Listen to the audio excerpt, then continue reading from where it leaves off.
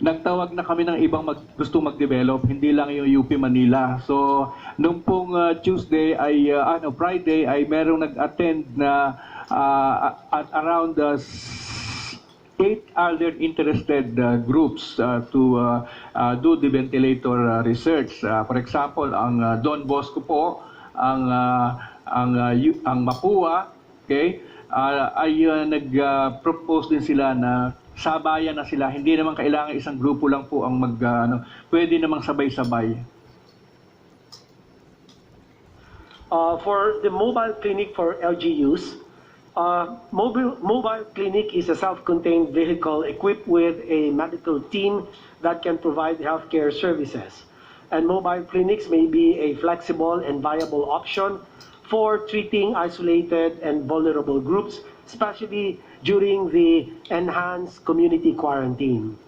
The setting up of mobile clinics in LGUs should follow these considerations. But before I enumerate what these considerations are, Mr. President, the provision of mobile clinics is already being done by the local government units, governors, the city mayors, and the municipal mayors as well. Anyway, the considerations in setting up mobile clinics are the following. The doctor consultation setup must include use of face shield, consultation booth with protective plastic coverings. Healthcare workers, doctors, nurses, pharmacists, dentists must follow the 1 meter distance from patients and wear face masks during consultations. Presence of security personnel is essential to control the crowd, specifically the patients seeking consultation. And lastly, the number of patients to be accommodated by the mobile health team should be limited to prevent mass gathering of people, which is consistent with our guidelines in the implementation of the enhanced community quarantine. Humingi po ako ng certain essential information sa Bureau of Immigration regarding yung actual na arrivals and departures plus yung mga carriers that continue to operate. Baka po ang Department of Foreign Affairs at saka ang Department of Tourism ay meron din pong sariling data. Pero meron po akong gustong report very briefly as to the status of international travel based on data supplied by the Bureau of Immigration, sir, if you don't mind. So, sir, although on a limited scale, patuloy pa rin po ang arrival at saka departure ng mga international passengers. Yung po mga parating, Mr. President, ang classification po nila, definitely yung mga overseas Filipino workers, seafarers, mga returning Filipinos po, mga returning residents, foreign spouses po nito mga bumabalik na Pilipino, pati po yung kanilang mga anak, diplomats, and also foreign crew ng mga aircraft, vessels, and so forth and so on. Yung mga palabas naman po, yung mga departure, ang profile po ay karamihan mga overseas Filipino workers pa rin po na inauthorize natin na mag-work abroad. Mga permanent residents po abroad na mga Filipino, pero permanent residents abroad po sila. Student visa holders, at saka syempre po mga foreign nationals who want to return to their countries. For the period April 1 to 20 po, itong present month, ang overseas Filipino workers po na dumating ay nasa 16,744. Yun po namang umalis, palabas, na OFW, konti lang po ito, based on data ng Bureau of Immigration, 851 pa lamang po. Doon sa buwan na yon, itong April 1 to April 20. Yun naman po mga non-OFWs na Filipinos po na dumating, marami po, 27,062. At ang umalis naman po during the same period ay 4,164 lamang. Ngayon po, commercial flights ay nagpapatuloy pa rin po, pero on a very, very limited schedule ang kanilang arrivals and departures. Ang karamihan po sa mga airlines na ito ay kasama po ang Hong Kong Airlines, Cathay Pacific, Eva Air, All Nippon Airways, Royal Brunei, China Airlines, Qatar Airways, Korean Air, Asiana Air, Singapore Airlines, Japan Airlines, Kuwait Airways, Gulf Air, Malaysia Airlines, Etihad, Emirates, Jetstar, at Saudiya. Yun pong marami pong nagkaroon na repatriation flights para po doon sa mga foreign workers natin na kailangang ibalik dito sa atin or gusto na pong bumalik sa atin. So marami rin po yung bumalik na by way of repatriation. Yung sa mga foreign nationals naman po, ang arrivals po, hindi lang po declassified kung anong nationality, pero po for the same period, Mr. President, meron pong record ang immigration na dumating na 914 foreigners during that period of April 1 to April 20. That's the report of the Bureau of Immigration, Mr. President. I don't know if DFA or DOT would have something to add to this information. Yes, Verna. Yes. Mr. President, well, foreigners as a general rule are not allowed because all issued visas were canceled as of March 22. And all the visa waiver agreements were suspended as of March 22. Definitely no tourists are allowed in the country. So those are allowed, as what Sec. Guevara has mentioned, are foreign spouses and children who are traveling with the Filipino national, and foreign government and international organization officials and their dependents. Of course, the OFWs. But tourists, zero.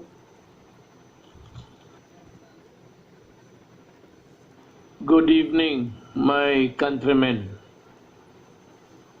Nagpapasalamat ako sa inyo for heeding the warnings of government na mag-quarantine kayo para maprotektahan ninyo yung sarili ninyo at yung kapwa-tao ninyo kung maglabas kayo at makahawa.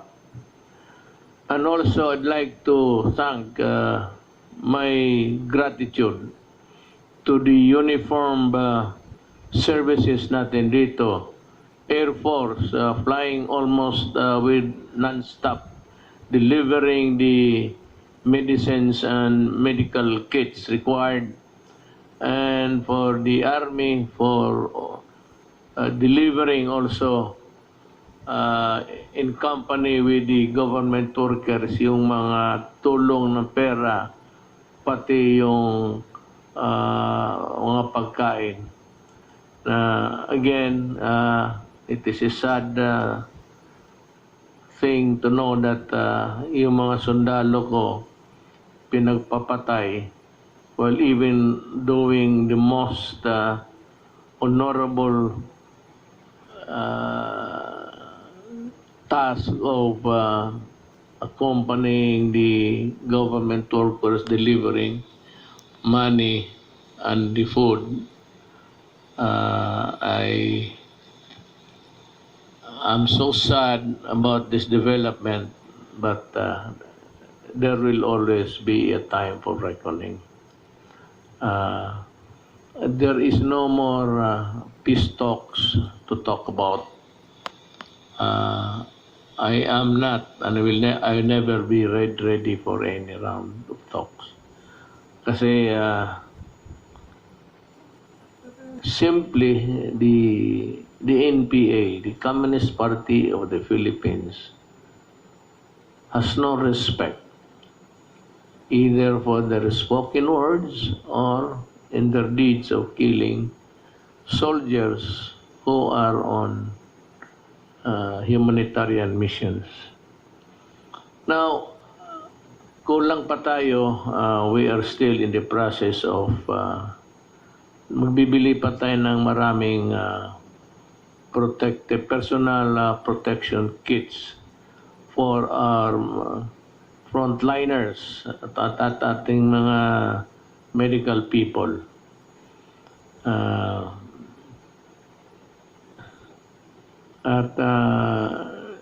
I am informed that this will be completed in due time. Ang utos ko ngayon is i-deliver ninyo yung medicines kay General Galvez, Secretary Galvez, sa kanya. Huwag na sa City Health because City Health has no manpower to attend to all of these things. Ito naman kasi sa Galvez, he can distribute the burden to the different participating government agencies.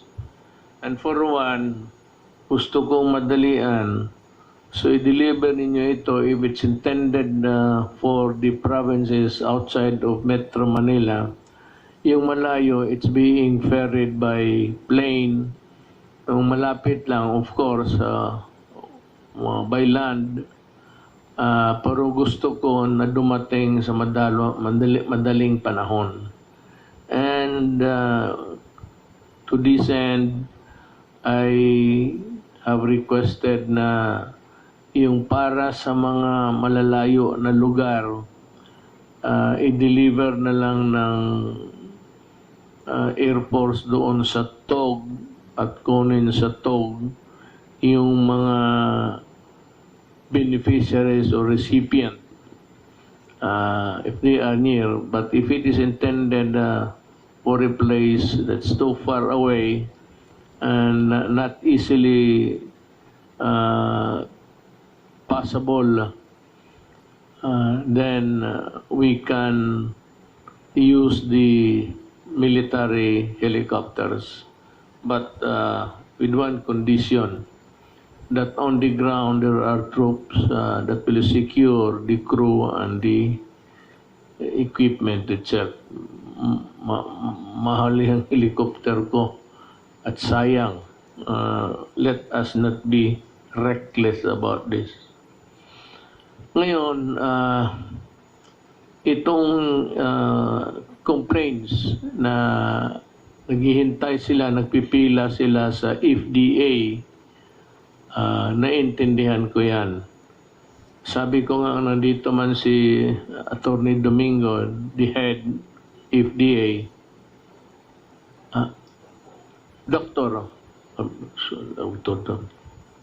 Doktor pala ito, sige ako, kanina pa ako sabi, Attorney, mukhang abogado ka kasi.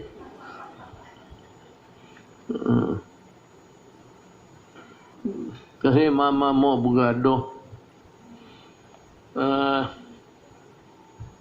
Yung sabi ko, we are not operating under normal battle conditions, sabi ko. We are operating in a crisis.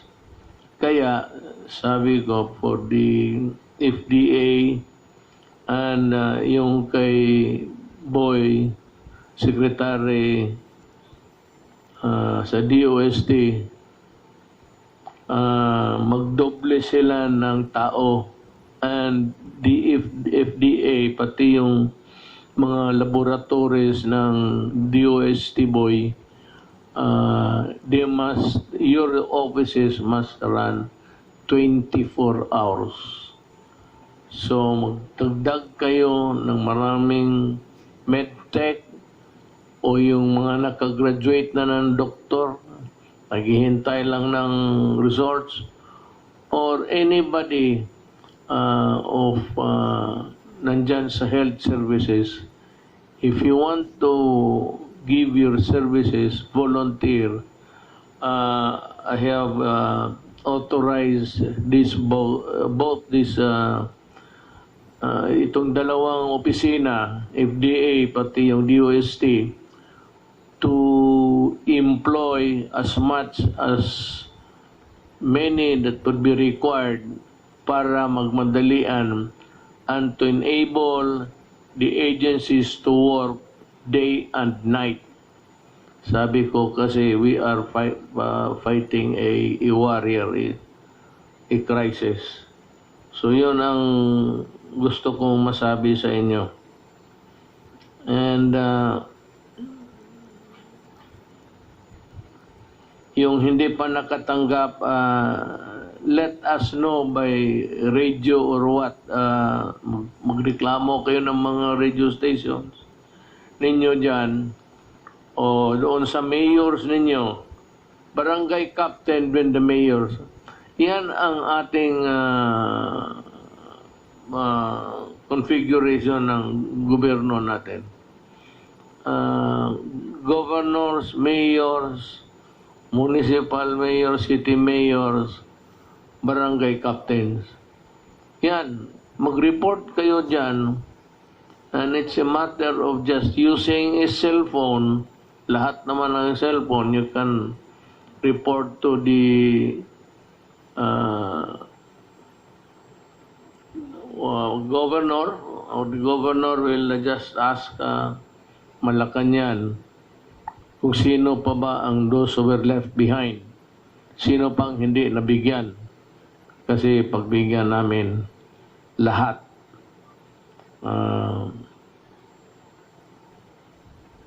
Itong sa transportation that would allow movement sa mga tao in areas under general community quarantine. Pero maghintay kayo sa final orders kasi pinaplansya pa namin to. Yung mga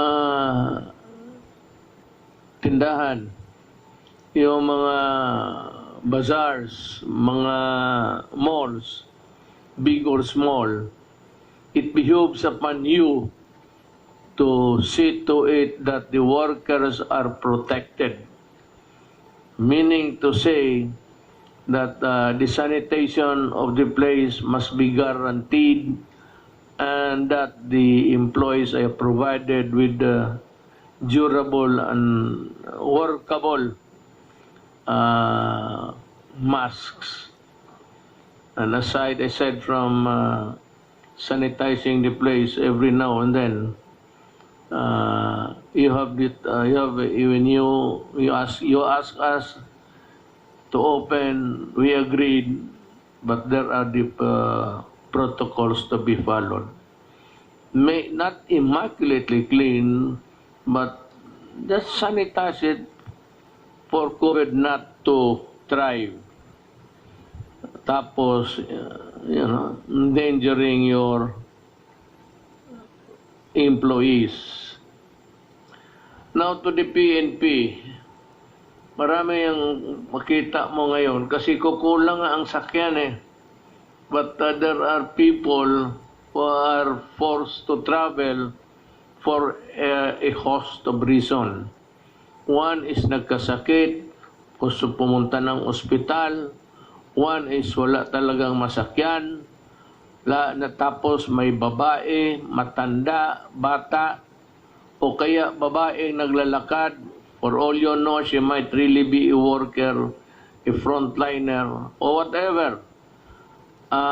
Lalo nga walang masakyan, the police must stop at pasakin ninyo itong mga babae na ito, ang mga tao na ito, at ihatid ninyo sa lugar nila. Total, kung hindi, kung malayo pa, ikarga ninyo, bring her to the boundary of the next barangay where she lives, at tumawag kayo ng police doon, ipasalubong na lang, and for that police there to complete the journey of the whatever. Lahat yan, mga matanda, lalo na may mga sanggol dala, mga babae sa gabi, naglalakad, tapos madilim, ganon. They must be provided with transportation, and that is the transportation of government. Maski karamihan dyan, pulis. Huwag kayong mag-atubili kasi ang gasolina mura.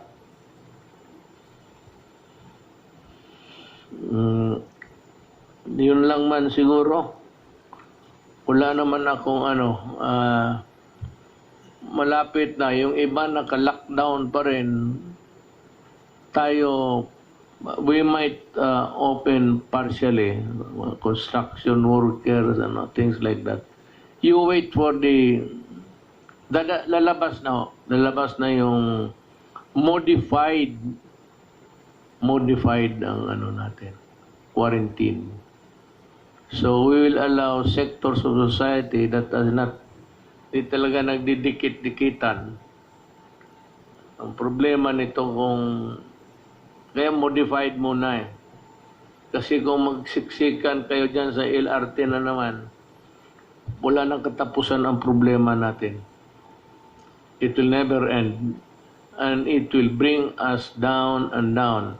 I'm happy to report that the Philippines has maintained its credit rating of BBB plus.